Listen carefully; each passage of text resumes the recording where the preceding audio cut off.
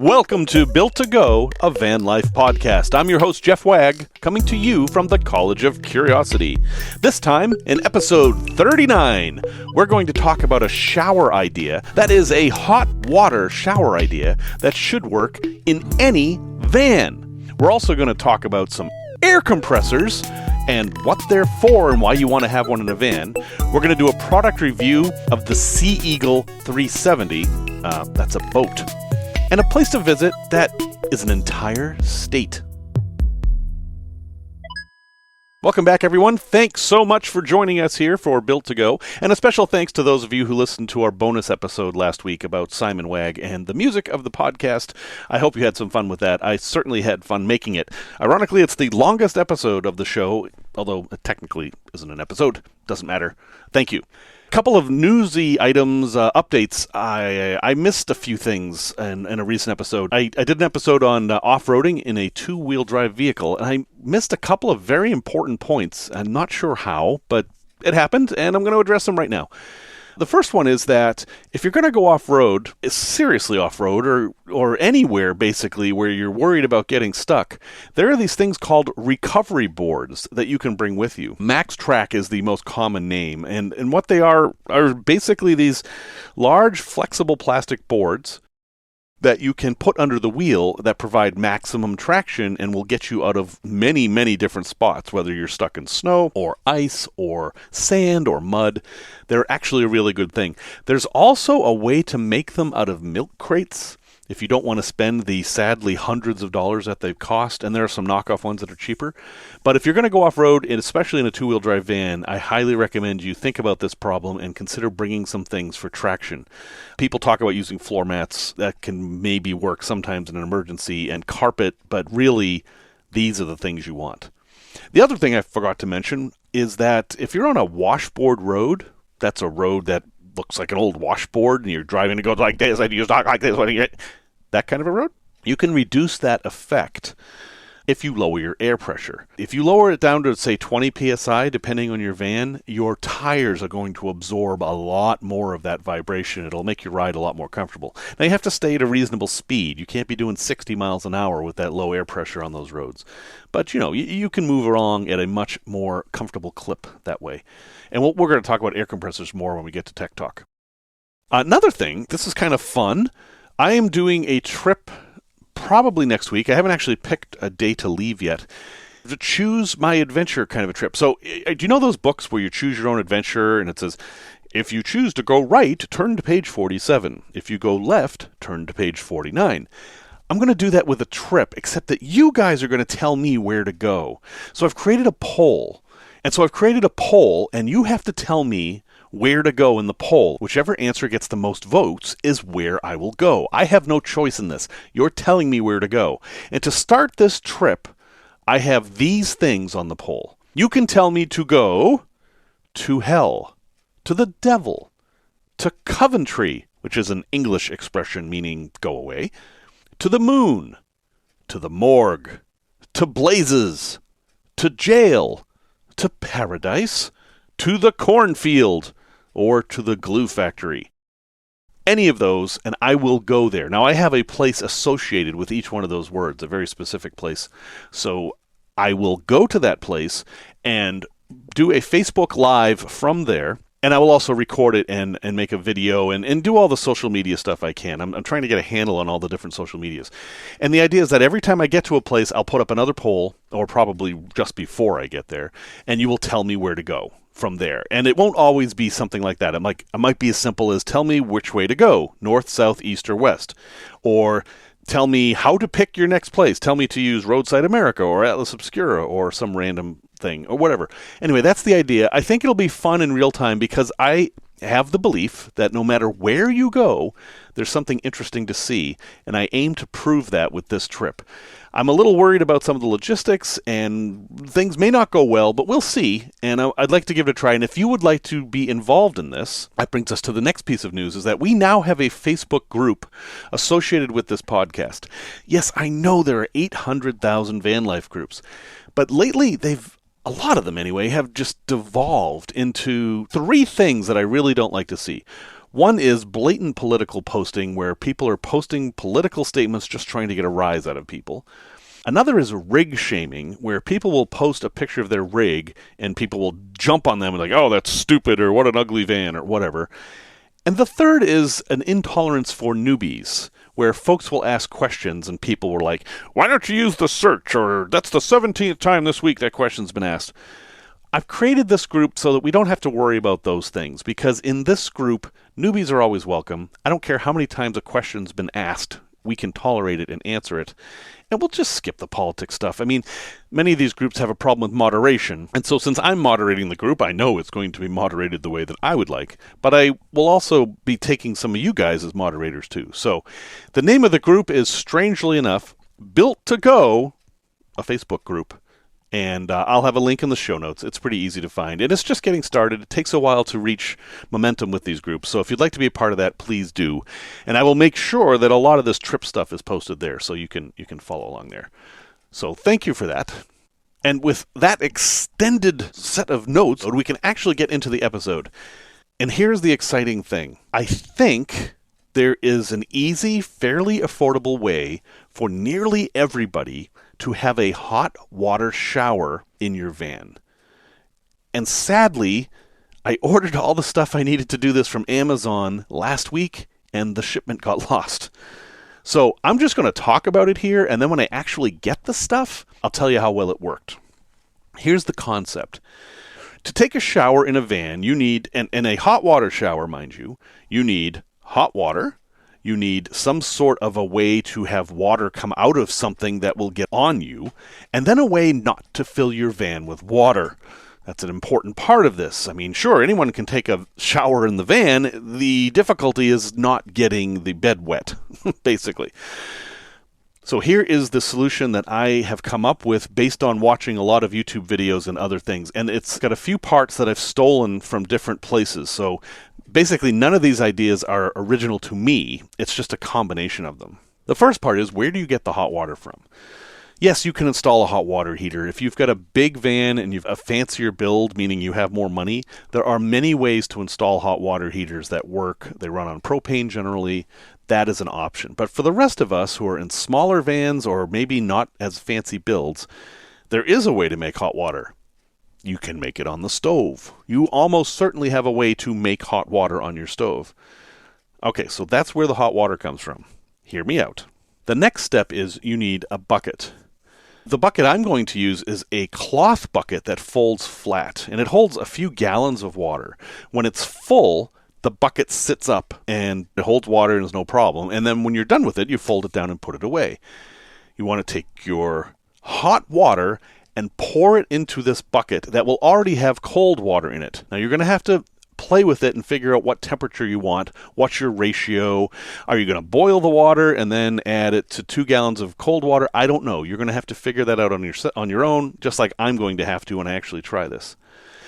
So what do we got so far? We have a bucket of hot water. Okay, how do we get that on our body?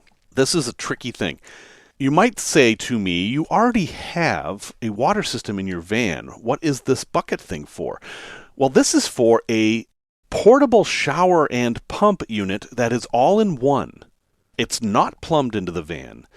Imagine a handheld shower head, and then there's a hose coming down that, and at the bottom of the hose, there's a water pump, and it runs either on internal battery power, it has its own batteries, or you plug it into a cigarette lighter.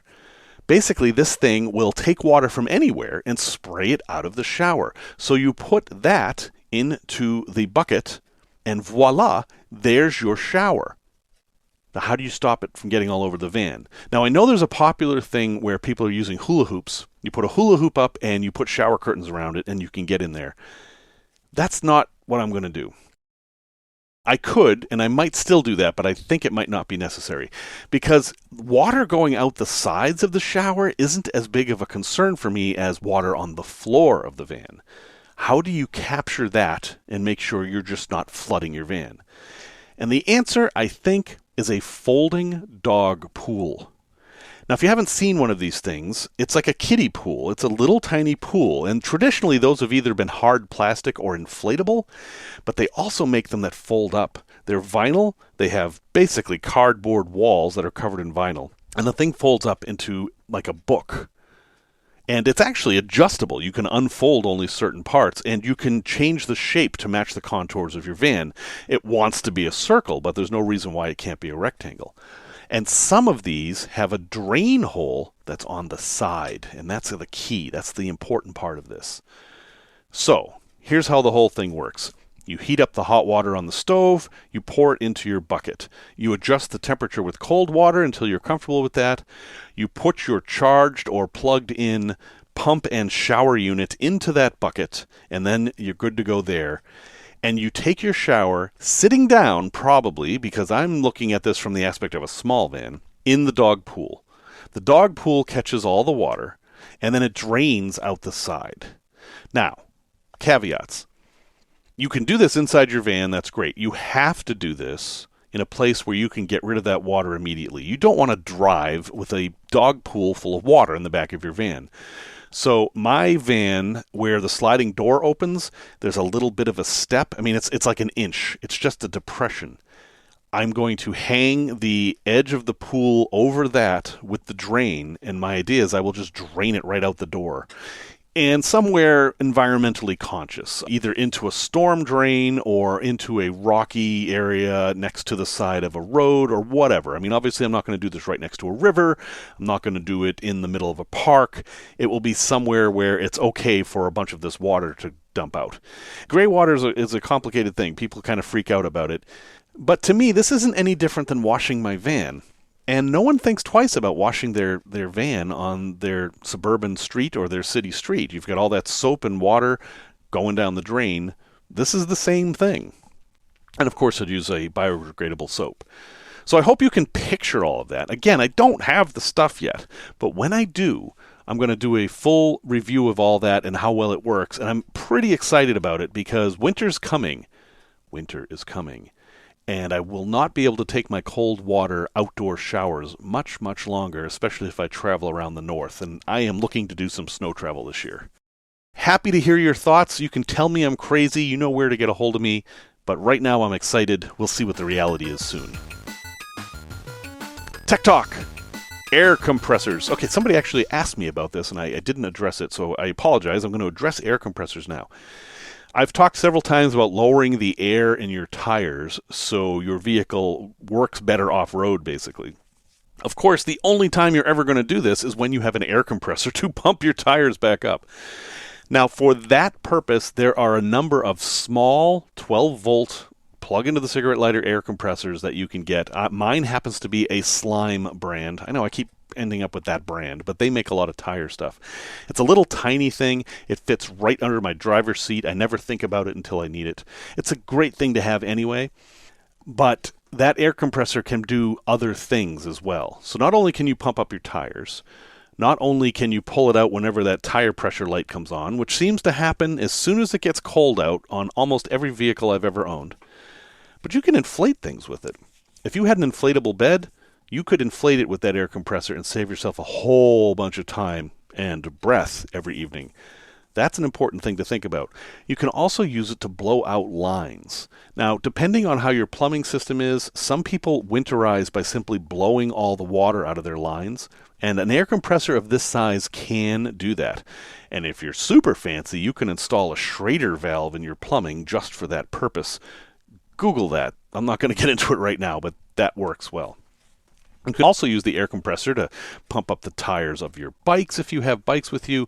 There's just a lot of things you can do with an air compressor. So I always travel with one. It doesn't take up much space, and I think it's a great idea. But here's an important tip. If you have a larger van, a larger cargo van, those tire pressures in those can be as much as 80 psi, and you need a heavy-duty air compressor for an 80 psi tire. So my NV200, I've got basically passenger car tires. They're heavier duty. They're at 44 and 48 psi. My little air compressor can do that. But if I had a ProMaster or maybe even an Econoline, I would probably need a larger air compressor. So when you buy one, make sure it can handle the pressures you need for your van.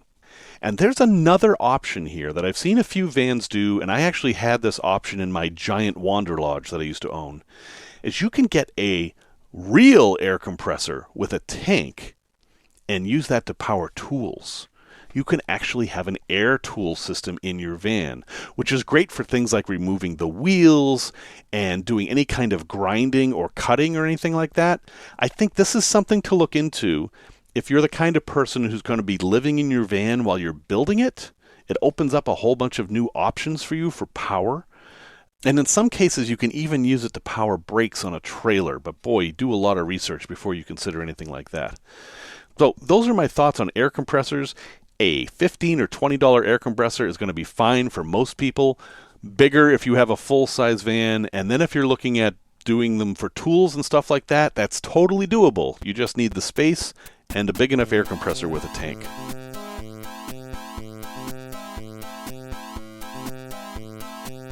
All right, let's do a bit of news. This time we're going to do news. So here's some van life news.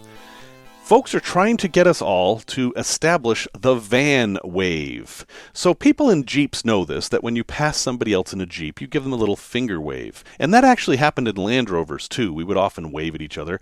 And, yes, my smart car. In rural parts of the country, if I ever saw another smart car, which was pretty rare, we would also wave at each other.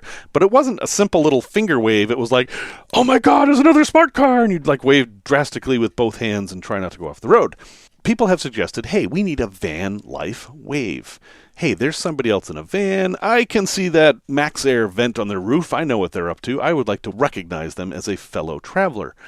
And so a finger gesture has been suggested that basically creates a V and an L with your hand.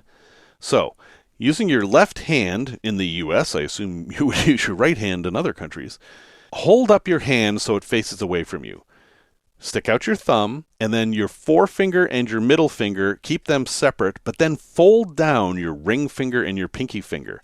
And what you should have there is a V shape between your middle finger and your pointer finger, and an L shape made out of your pointer finger and your thumb. And if you're going to show this to somebody else, you actually have to reverse it. I'll have pictures. I know I'm not doing a very good job of describing this, but I think it would be nice if we had a van life wave that would simply point out that, hey, I recognize you as a fellow traveler and you have my best wishes.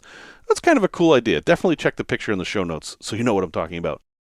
In a less pleasant note, a fellow member of a Facebook group posted that he was involved in an incident, and in fact I found it in the news. On the Blue Ridge Parkway last week, there was an incident where someone tried to break into somebody's van in the middle of the night at one of the parking areas. If you're not familiar with the Blue Ridge Parkway, it is this isolated and beautiful stretch of road that travels through all of Western Virginia and down into North Carolina. And what's interesting about this road is that it's designed to be driven on. There aren't any exits, and you won't be driving on this thing to get anywhere except on this road. Now, there's all kinds of hiking and stuff off the road, but basically, if you're on this road, it's because you're traveling this road for recreation. And it's generally the kind of place I think would be safe to spend the night because nobody else is going to be out there except fellow travelers. But apparently, that is not the case. At about 3 o'clock in the morning, this gentleman heard somebody trying to break into his van. And details are sketchy. The police are involved. I don't know exactly what happened, but the incident ended with the van owner shooting the would-be robber or burglar. And the person survived, but they're in the hospital. The police came, and the police arrested the van owner. And he was held for a few hours and then finally released. And to date, so far as I can tell, there have been no charges pending. Lots of issues here, lots of things to talk about, but I'm just going to report the news that that's a thing that happened on the Blue Ridge Parkway, and it kind of bothers me because that's exactly the kind of place I would prefer to park at night. And I've always thought of those places as safe. So there you go. And the last bit of news is that the Canadian border with the United States, or the United States border with Canada, depending on your perspective, is scheduled to reopen September 21st. And I'm of mixed feelings about this. I don't know whether I'm happy or sad about that. I certainly would love to be able to travel back into Canada. I had planned to go there this summer. I was going to drive to Newfoundland, but COVID-19 got in the way of that. I am just concerned that Canada has done a very good job of dealing with COVID-19, and in the U.S., our numbers look terrible. and that opening this border then might not be a great thing. So we'll see. The border was supposed to open several times already, and the date keeps getting pushed. So far, as of recording this, which is on Tuesday, September 8th, it hasn't been pushed, but we'll see if it does. Okay, product review. I was watching a Foresty Forest video, as I want to do, and he surprised me when he basically pulled out of his pocket a boat. That wasn't exactly out of his pocket, but he pulled out this little tiny boat and started rowing across this lake so he could get somewhere to go hiking. And I thought, why shouldn't I have a boat in my van? I mean, think about all the things that opens up having a boat in my van. So after doing a whole bunch of research and realizing that I weigh, at least 175 pounds more than Mr. Forrest, that the type of boat he had, which is kind of a hiking boat, was not appropriate. So I went back to my old standby of Sea Eagle. Sea Eagle makes high-quality inflatable boats of many different configurations. And as I would often be paddling out there with my wife, I decided I needed to get a fairly large one. So I ended up with the Sea Eagle 370. This is a kayak, and I think they call it that simply because it's designed to be used with kayak paddles rather than canoe paddles, although you could certainly canoe in this. Its basic design is two inflated tubes that are attached at either end, and in between the tubes there is an inflated floor that's almost like an aerobed. And then there are a couple of other inflated parts that keep it all held together. Like I said, this is high quality. The material is not your standard pool floaty vinyl. It's pretty tough. In fact, I ran into a tree trying it out, and there was no thought of it getting punctured. It was completely fine. And if you do get a puncture, it comes with a repair kit. What I bought was a package, and it came with an electric inflator, which you don't really need because the foot pump is actually super good at inflating this thing. You can have it completely inflated in about 8 minutes. And it came with the paddles and some upgraded seats, which I heard were really important. And it came with a sail. I'm not so sure that works all that well. I haven't quite got the hang of it yet. This thing always points forward, so if the wind is coming towards you, the sail is working against you. All that said, I think this is a great solution for people who want to get out there and don't know where to put their kayak. This is not the same as a hardshell kayak, but it is rated for about 8 miles an hour when you paddle, and it can do Class 3 rapids, so it's not a real super lightweight. You can do some serious stuff with this. And the 370, which is the larger version of this, there's a 330 that's smaller, holds 650 pounds total. So you could easily take everything out of your van and put it into this kayak and head out for a few days of canoe camping or kayak camping, as it might be. Overall, I think the thing is great. Couple little caveats, though. It's heavy. I am putting this on the back of my van behind the solar panels, and it's a bit of a struggle to get it up there.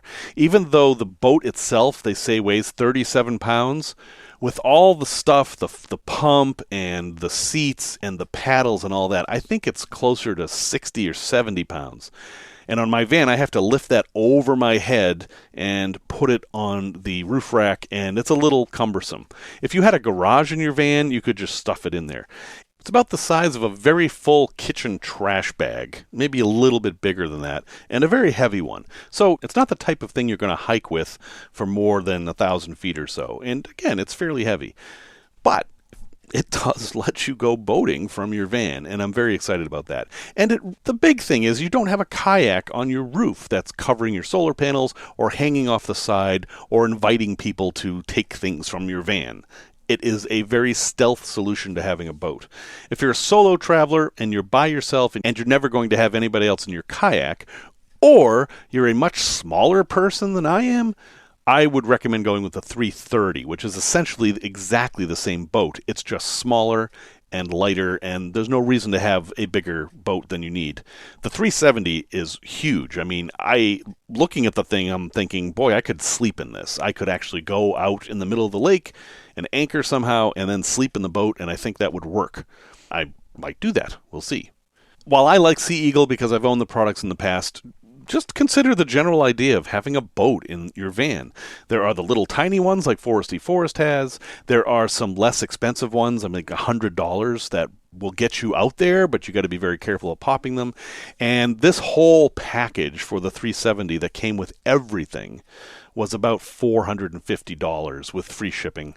It did take about a month to get here because this is the kind of thing that people are buying during COVID times. They're thinking they can't go do the normal stuff, so they're going to go out to nature in their boats.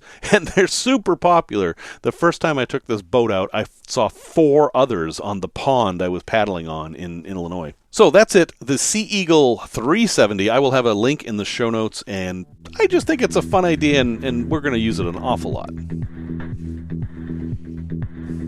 A place to visit.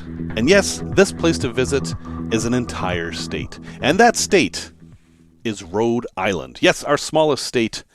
Why is it called Rhode Island? You can Google that for yourself, but there's actually a good reason for it. Anyway, they say that when you're in Rhode Island, any place else in Rhode Island is only 45 minutes away, which is why I kind of think that this is its own place to visit, the entire state, because you can see the entire state in a weekend or a week, depends on how detailed you want to be. And Rhode Island has amazing camping opportunities. There's a place down at the very southern point of Rhode Island called East Beach. That's a state park, and you can camp on the beach there. And it's a sandy beach, which is actually fairly rare for New England. Most beaches in New England are covered in rocks. There's also woods and hiking and things you just wouldn't expect. There's a place called Coventry, Rhode Island, that has these mysterious rock structures out in the woods. And we're talking about a 20-minute hike here, not too deep in the woods. Remember, it's our smallest state. They're basically cairns. They're these pyramidal piles of rocks that have been carefully stacked. And nobody knows why they're there. Therefore, of course, aliens must have done it. Or perhaps a farmer who was annoyed that there were so many stones in his field. It could have been that as well. Anyway, it's a fun place to go visit and speculate as to where these rocks came from. And that's not to mention Newport, which has all types of boating history, and there's the quote-unquote Viking tower there that looks an awful lot like a colonial windmill base. Seriously, check out Roadside America and just look at Rhode Island. There are dozens and dozens and dozens and dozens of things to see here. It's one of my favorite states to visit. There's just all kinds of interesting stuff everywhere you look. And it's friendly, and they even have their own kind of food. They do hot dogs different. They have these sandwiches called dynamites that are sort of like a sloppy Joe, but not really. You got to go try them out. Plus, they have all the normal New Englandy food that me, for having grown up in New England, I see as very special, such as the very rare roast beef sandwiches that I crave and can only find in New England. Give it a shot. Rhode Island is one of the more van-friendly places in New England. You can have all the New England experiences with a lot less hassle. And you will be seeing things that a lot of people just ignore because, hey, it's Rhode Island. Well, I'm a fan of Rhode Island, and I think you should be too. Okay, resource recommendation. If you are new to van life, or you're considering van life, and you really want to dig down deep, faroutride.com has literally everything there is. This is a website set up by a couple, and this is their full-time business, is helping other people join van life, build vans, overcome problems, and they share their journey with us as well. So there's lots of stories. In fact, they have a section called Tales from the Road that I promise you I did not copy. We both came up with that independently. So that's really all I have to say about it. Check it out. There's everything there. They have a Facebook group that goes along with the website. They seem like really nice folks, and they have lots of really good advice, and some of it's super technical. They also have a very nice electrical calculator that's built into the menu of the site that if you're wondering how much battery power you need for what things you want to use, it will tell you all that. So check it out. faroutride.com. They do an excellent job of simplifying some of the more complex aspects of van life. A little bit of Q&A. I got an email from Erica asking me about my job and how it lets me do all this travel. Now again, I am not a full-timer, so I have a home and I do much of my work from home, but I can also do it from the van. And if I was a full-time van life person, this is a job I could certainly do from the van without too much trouble. And I work for, and I caveat here, I just left my job this week, but pretend that didn't happen. I work for a nonprofit called Team Rubicon. It's a disaster response organization that's a military veteran oriented, although I'm not a military veteran. It's a great organization. I'm thrilled to be a part of it. And I managed to get myself a contract there in the training department where I was a trainer. And I had an administrative role, and I also had a training role where I would actually go and facilitate trainings myself. And I got paid for doing those things. Now, it's nonprofit. It's not a huge amount of money, but I was able to do that, and it's the kind of job that you could do from a van with no problem, so long as you have internet access. I bring this up not specifically, but just to give you an idea of what's available out there if you look and get yourselves involved the right way. Getting associated with a volunteer organization can be a pathway for you to find money to support you while you live on the road. Well, folks, thank you very much for listening. This has been episode 39. Music, as always, was by Simon Wag. I would love for you to vote in my poll and tell me where to go. And we'll see what kind of a joint adventure we can have, especially for some of those of you who can't travel. Please travel vicariously through me, and we'll have a good time.